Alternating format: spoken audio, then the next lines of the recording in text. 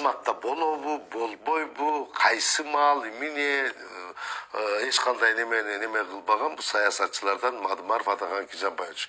Бул айтып да келет, айтпай да келет, кызматта жүргөндө да келчү, кызматы жок жүргөндө да келет. Кээде барам деп айтырып калат, анда орун ырастап неме кылып калабыз. Кээде эчтекесин билгизбейт, залга чыксаң отурган болот.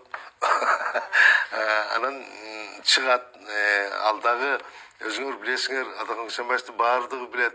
Атаг абдан тамашаны сүйгөн, сөздү баалаган, кырааты менен сүйлөгөн неме керек болсо анча мынча критика айтып кетет. Мунуңар болгон жок, бер мындай кылыш керек, тээрден аша чаапсыңар. Берден мындай проблемалар бар. Шуну дагы кошуп айтып тургула деп кетет. Кээде кабинетке, гримерныйга кирип алып, программа жөнүндө айтасыңдар да айтат. Мындан келди саясатчылардан